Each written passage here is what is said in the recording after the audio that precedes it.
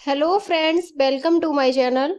आज ये जो आपकी क्लास है वो यूपी ट्रिपल एससी कृषि तकनीकी सहायक ग्रेड थर्ड की मुख्य परीक्षा यानी एजीटीए की मुख्य परीक्षा की क्लास है जो हमारे चैनल पर रेगुलर चल रही है।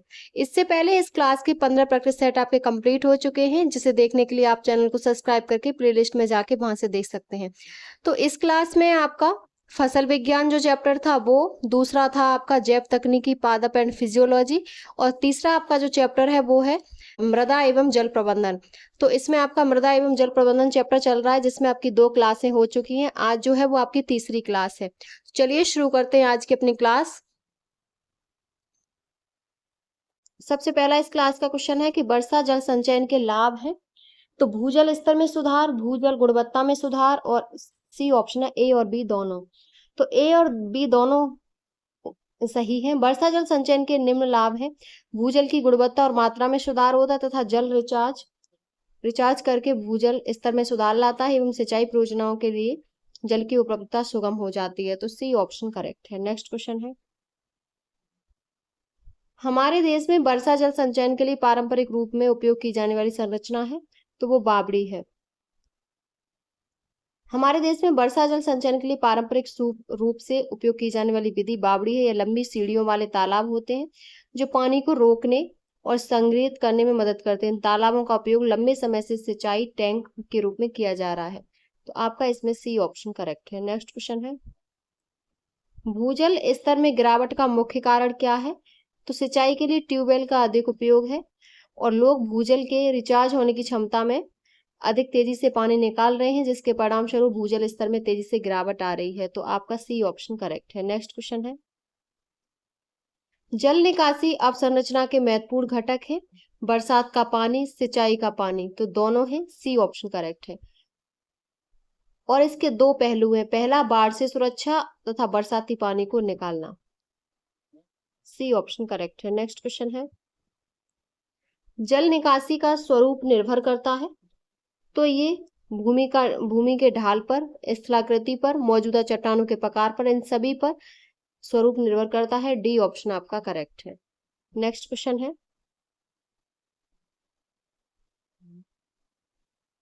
नेक्स्ट है कि फसलों उत्पादन हेतु खेत से अतिरिक्त जल का निकास क्यों आवश्यक है। तो ये मृदा की उचित दशा बनाए रखने के लिए आवश्यक है, ताकि मृदा की उचित दशा बनी रहे। इसे कृषि जल निकास भी कहते हैं। ए ऑप्शन करेक्ट है।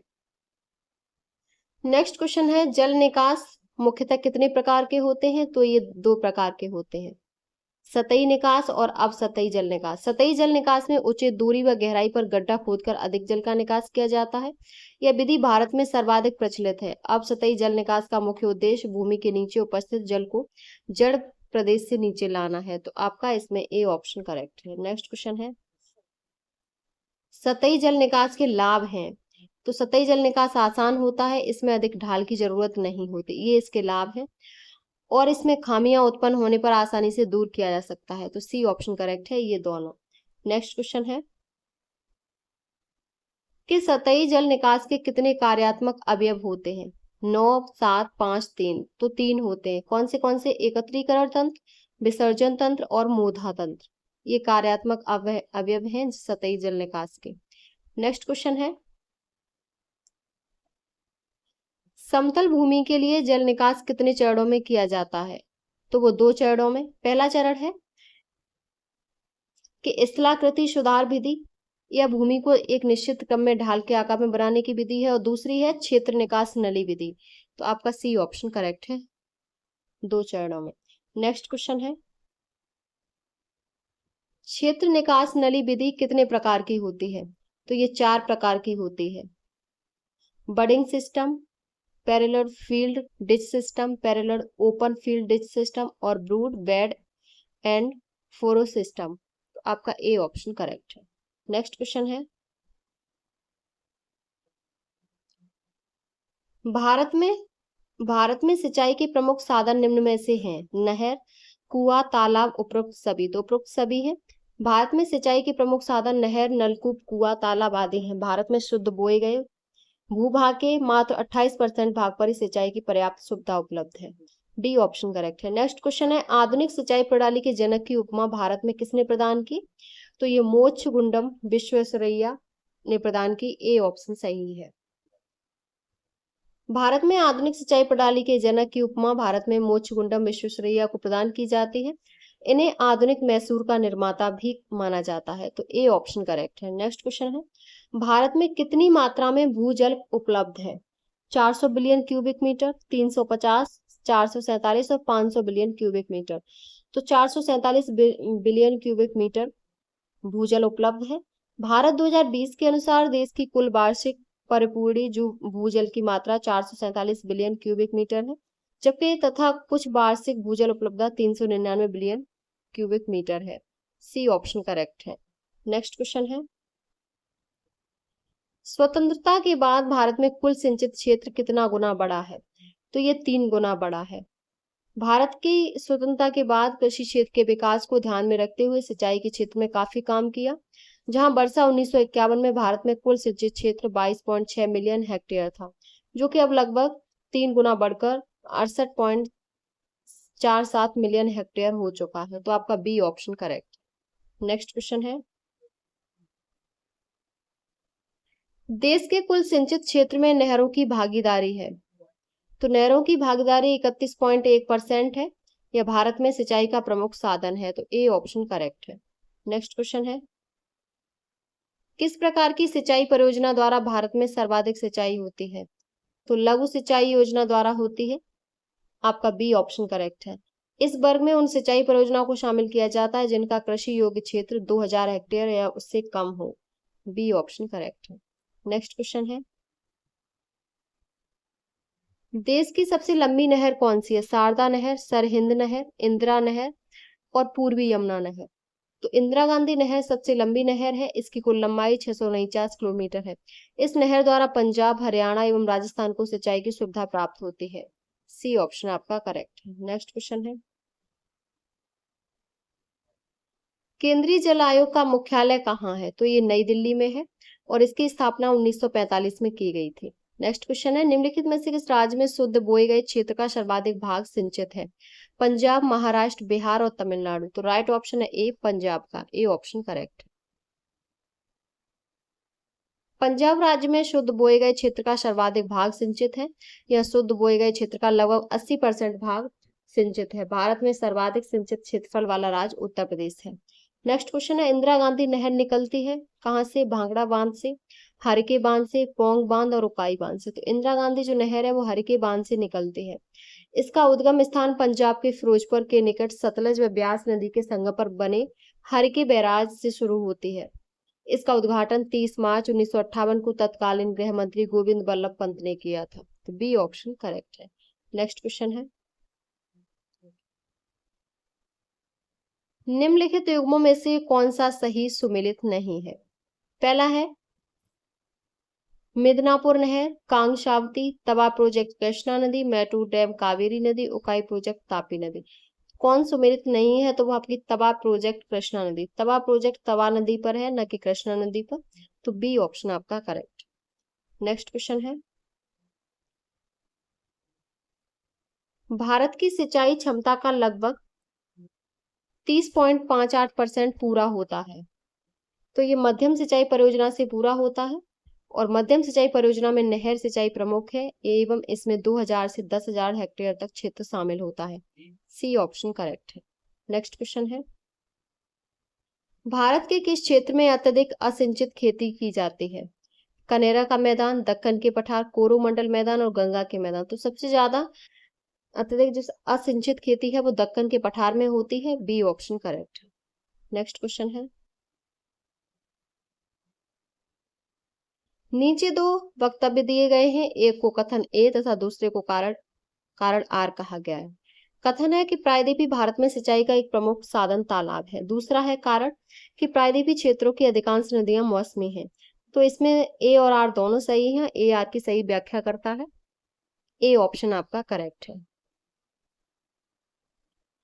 प्रायद्वीपीय भारत में सिंचाई का एक प्रमुख साधन तालाब है क्योंकि इस क्षेत्र की अधिकांश नदियां मौसमी हैं। वर्षा के बाद इन नदियों में जल की मात्रा काफी कम हो जाती है। ए ऑप्शन आपका करेक्ट है। नेक्स्ट क्वेश्चन है, भारत में तालाब से सबसे अधिक सिंचाई किस राज्य में होती है? तो ये तमिलनाडु में होती है। इसके बाद कर्नाटक, तेलंगाना, आंध्र प्रदेश राज्यों में की जाती है। भारत के कुल सिंचित भूमि के लगभग 2.97% भाग की सिंचाई तालाबों द्वारा होती है। डी ऑप्शन आपका करेक्ट है। नेक्स्ट क्वेश्चन है, ड्रिप सिंचाई विधि की खोज किस देश द्वारा की गई थी?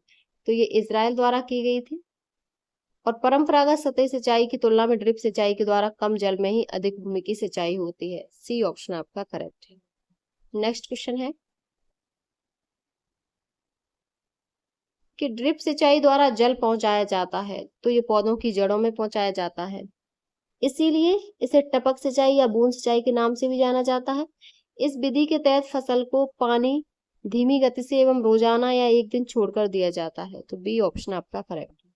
नेक्स्ट क्वेश्चन है, ड्रिप सिंचाई किस क्षेत्र के लिए अत्यंत उपयोगी मानी जाती है? तो ये ऊसर क्षेत्र, रेतीले क्षेत्र, विषम उच्चावच वाले क्षेत्र, इन सभी के लिए मानी जाती है। और इस विधि का उपयोग प्राय सब्जियां उगाने में तथा अंगूर, नींबू व अन्य फलों की खेती में किया जाता है।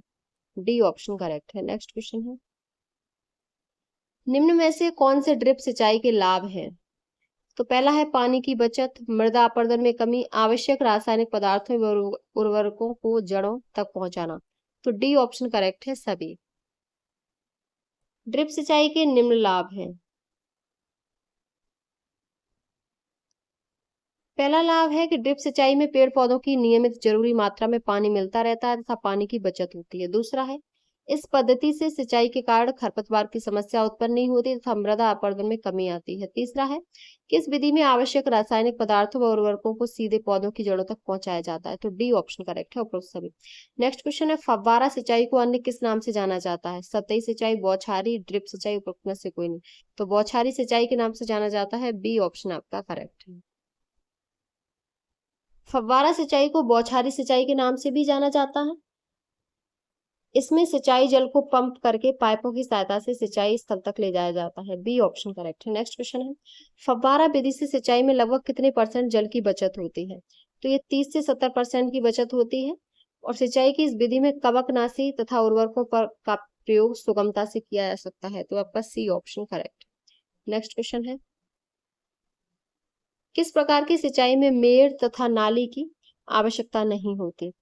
तो फव्वारा सिंचाई में आवश्यकता नहीं होती क्योंकि इस विधि में पानी को पाइपों की सहायता से सिंचाई स्थल तक ले जाया जाता है। तो सी ऑप्शन आपका करेक्ट।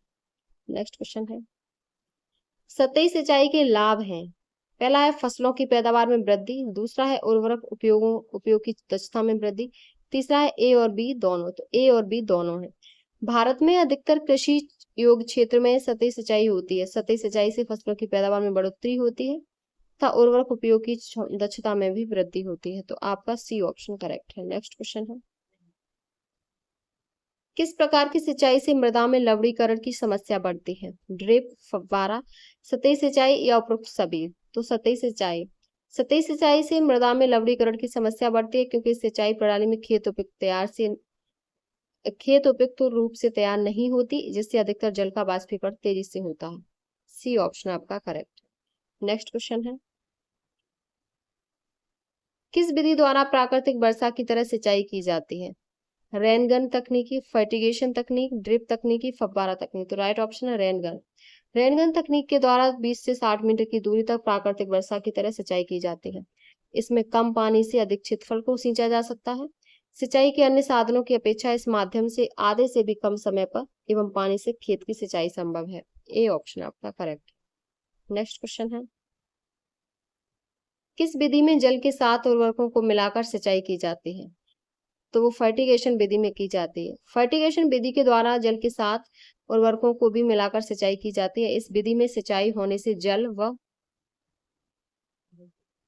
व उर्वरकों दोनों का इष्टतम उपयोग होता है। इसमें वैसे उर्वरकों को उपयोग में लाया जाता है जो पूर्ण घुलनशील तथा जल से अभिक्रिया विहीन होते हैं। नेक्स्ट क्वेश्चन है, कुंड सिंचाई किस प्रकार की फसलों के लिए उपयुक्त मानी जाती है? तो ये जो मानी जाती है तम्बाकू, आलू, कपास और सभी। तो ये सभी के लिए। कुंड सिंचाई विधि उन फसलों के लिए उपयुक्त होती है जो कतारों या पंक्तियों में बोई जाती है और जिसमें बुवाई के समय अथवा बाद में मेड़ बनानी पड़ती है, जैसे मक्का, कपास, तम्बाकू, बैंगन, टमाटर, आलू, गन्ना इत्यादि। डी ऑप्शन करेक्ट है। नेक्स्ट क्वेश्चन है, पौधों की जड़ों में और उसके आसपास प्रत्येक 10 ग्राम मिट्टी में कितनी जीवाणु कोशिकाएं निवास करती हैं? लाखों, हजारों, अरबों, सैकड़ों? तो अरबों। पौधों की जड़ों में और उसके आसपास मिट्टी के प्रत्येक 10 ग्राम में अरबों जीवाणु कोशिकाएं निवास करती हैं, जिसे राइजोस्फीयर के रूप में जाना जाता है। सी ऑप्शन करेक्ट है। नेक्स्ट क्वेश्चन है, मृदा निर्माण के निष्क्रिय कारकों में शामिल करते हैं पैतृक पदार्थ, जलवायु, जीव, इनमें से कोई नहीं? तो पैतृक पदार्थ शामिल करते हैं। मृदा निर्माण के निष्क्रिय कारक पैतृक पदार्थ, टोपोग्राफी या रिलीफ। मृदा निर्माण के सक्रिय कारक जलवायु और जीव हैं। ए ऑप्शन आपका इसमें करेक्ट है। नेक्स्ट क्वेश्चन है, मृदा संरक्षण की सस्य विधियां कितने % ढाल तक प्रभावी होती हैं? तो ये 2% तक ढाल तक प्रभावी होती हैं। आपका ए ऑप्शन करेक्ट है। एवं सीढ़ी नुमा खेती का प्रयोग प्राय 16 से 33% ढलान युक्त क्षेत्रों में होता है। ए ऑप्शन करेक्ट है। नेक्स्ट क्वेश्चन है, पहाड़ी क्षेत्रों में मृदा संरक्षण की सर्वोत्तम विधि कौन सी है? तो वो समोच्च जुताई है।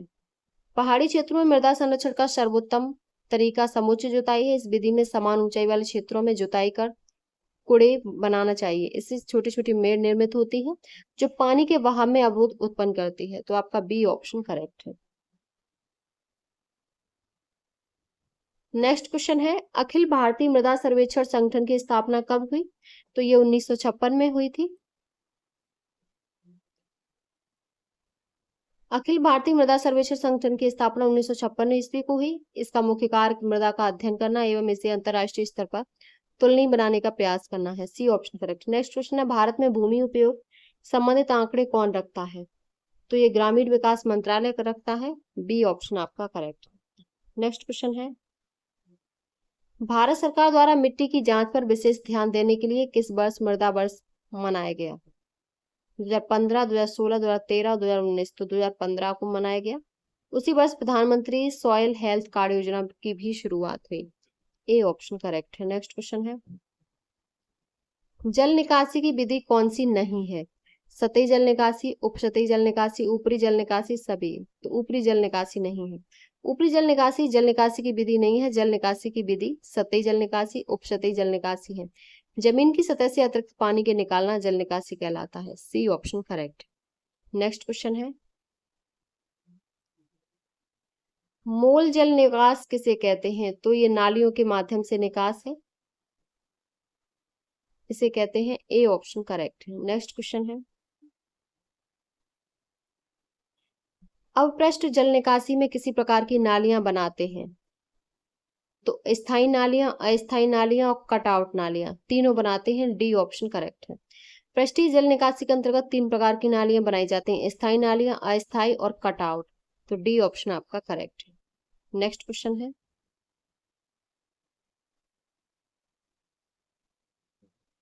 पृष्ठीय जल निकास की निम्नलिखित विधियां प्रचलित हैं? खपरेल जल निकास, छिद्रयुक्त पाइप जल निकास, पत्थरयुक्त जल निकास, उपरोक्त सभी? D option correct.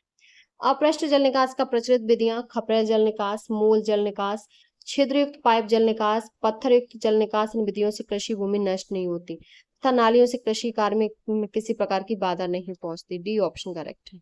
Next question है, विश्व का सबसे बड़ा वाटरशेड मैनेजमेंट कार्यक्रम किस देश में चल रहा है? ऑप्शन है भारत, चीन, पाकिस्तान, जर्मनी। तो ये चीन में चल रहा है। विश्व का सबसे बड़ा वाटरशेड मैनेजमेंट कार्यक्रम चीन में चलाया जा रहा है। भारत का एकीकृत वाटरशेड विकास कार्यक्रम विश्व में दूसरे स्थान पर है। बी ऑप्शन करेक्ट है। नेक्स्ट क्वेश्चन है, सर्वप्रथम भारत के किस राज्य ने घरों में जल संचयन संरचनाओं को अनिवार्य बनाया है? तो ये तमिलनाडु ने।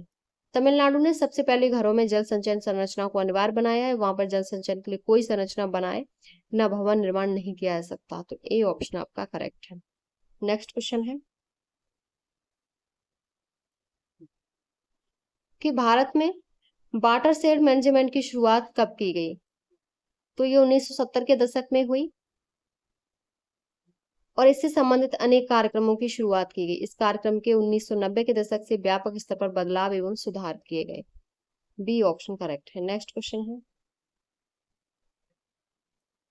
वाटरशेड मैनेजमेंट से निम्न में से कौन जुड़ा रहा? कैलाश सत्यार्थी, मेधा पाटेकर, राजन सिंह और विनोबा भावे।